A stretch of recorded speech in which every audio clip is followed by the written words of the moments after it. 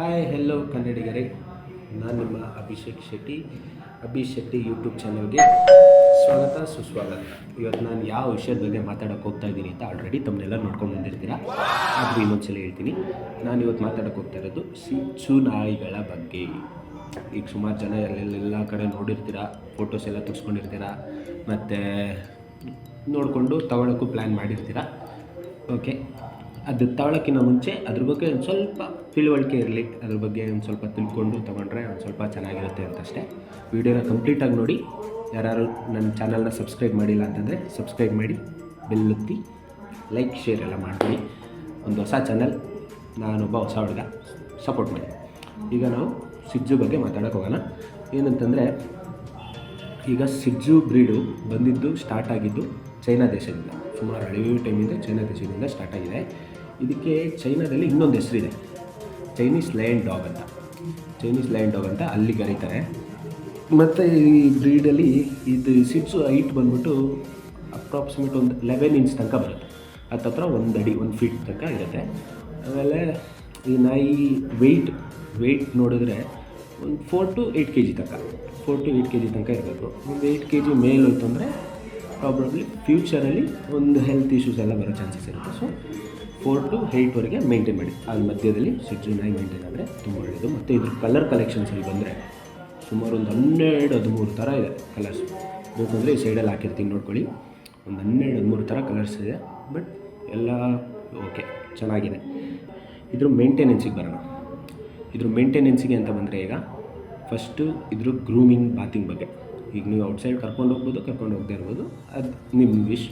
But ಅದನ್ನು monthly once ಇಲ್ಲ 15 days once bathing, grooming ಮಾಡಿಸಲೇಬೇಕು. ನೀಟಾಗಿ ಮೇಂಟೈನ್ ಮಾಡಬೇಕು, ಯಾಕಂದರೆ ಅದು ಲಾಂಗ್ ಕೋಟ್ ಬ್ರೀಡ್ಸ್. ಮತ್ತು ಅದಕ್ಕೆ ಡೈಲಿ ಒಂದು 2 ಇಂದ 3 times ಕೋಮ್ ಮಾಡಲೇಬೇಕು. ಕೋಮ್ ಮಾಡಲೇಬೇಕು, ಯಾಕಂದರೆ ಅದು ಲಾಂಗ್ ಕೋಟ್ ಬ್ರೀಡ್ ಇರೋದ್ರಿಂದ ನಾಟ್ಸ್ ಆಗುತ್ತೆ. ಹೆವಿ ಈ ಕೂದಲೆಲ್ಲ ಗಂಟು ಕಟ್ಕೊಳ್ಳೋದು, ಸಿಕ್ಕಾಗೋದು ಅದೆಲ್ಲ ಆಗುತ್ತೆ. ಸೊ ಡೈಲಿ 2-3 ಸಲ ಅಂತೂ ಕೋಮ್ ಮಾಡಲೇಬೇಕು. ಇಲ್ಲ ಅಂತಂದರೆ ಅದನ್ನು ಆಗಾಗ ಗ್ರೂಮಿಂಗ್ ಶಾಪ್ಗೆ ಹೋಗಿ ಕಟ್ ಮಾಡಿಸ್ಕೊಂಡು ಕರ್ಕೊಂಡು ಹೋಗ್ಬಿಡೋದು. ಈ ಕೆಲವರೆಲ್ಲ ಇರ್ತಾರೆ, ಲಾಂಗ್ ಬಿಟ್ಬಿಡೋದು, ಕೋಮೇ ಮಾಡಲ್ಲ, ನಾಟ್ಸ್ ಆಗುತ್ತೆ, ನಾಟ್ಸಿಂದ ಇನ್ಫೆಕ್ಷನಿಂದ ಡಾಕ್ಟ್ರ್ ಹತ್ರ ಹೋಗ್ಬೇಕು, ತೋರಿಸ್ಬೇಕು, ಹೀಗೆ ಸುಮಾರು. ಅದೆಲ್ಲ ಬೇಡ. ಯಾಕಂದರೆ ಶಿಟ್ಸು ತೊಗೊಳ್ತಿದ್ದೀವಿ ಅಂತಂದರೆ ಅದನ್ನ ನಾವು ಕ್ಯೂಟಾಗಿ ನೀಟಾಗಿ ನೋಡ್ಕೊಬೇಕು. ನೋಡ್ಕೊಂಡು ಅದನ್ನ ಚೆನ್ನಾಗಿ ಮೇಂಟೈನ್ ಮಾಡ್ಕೊಂಡು ಹೋದರೆ ಅದು ಒಂದು ಒಳ್ಳೆ ಬ್ರೀಡ್, ಫ್ಯಾಮಿಲಿಗೆ ಮಾಡಿಸಿದ ಬ್ರೀಡ್ ಅಂತ ಹೇಳ್ಬೋದು.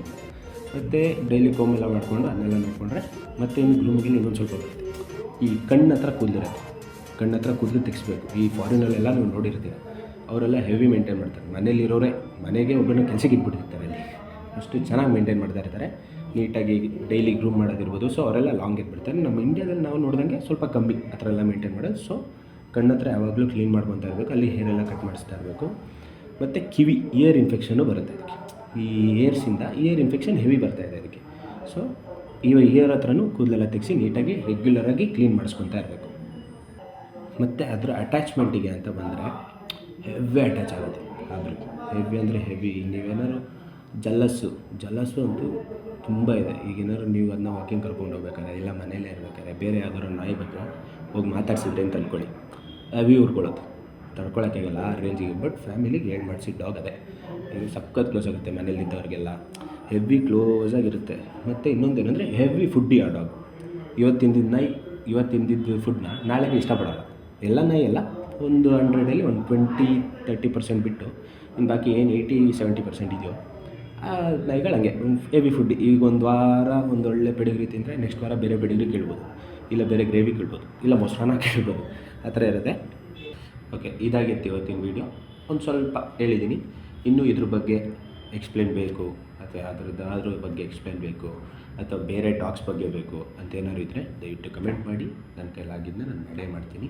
ಅಕಸ್ಮಾತ್ ಈಗ ಟಾಯ್ಸ್ ಇದೆ, ನೆಕ್ಸ್ಟು ಬೇಕಾದ್ರೆ ರಿಯಲ್ ಡಾಗ್ನ ಕೂರಿಸ್ಬಿಟ್ಟು ಎಕ್ಸ್ಪ್ಲೈನ್ ಮಾಡೋಕ್ಕೆ ಸ್ಟಾರ್ಟ್ ಮಾಡೋಣ. ವಿಡಿಯೋ ಇಷ್ಟ ಆಗಿದ್ದರೆ ಲೈಕ್ ಮಾಡಿ, ಶೇರ್ ಮಾಡಿ, ಸಬ್ಸ್ಕ್ರೈಬ್ ಮಾಡಿ. ನಿಮ್ಮ ಸಪೋರ್ಟ್ ಹೀಗೆ ಇರಲಿ. ಇನ್ನೂ ಜಾಸ್ತಿ, ಇನ್ನೂ ಒಳ್ಳೊಳ್ಳೆ ಕಂಟೆಂಟ್ ನಾನು ಕೊಡ್ತೀನಿ ನಿಮಗೆ. Thank you.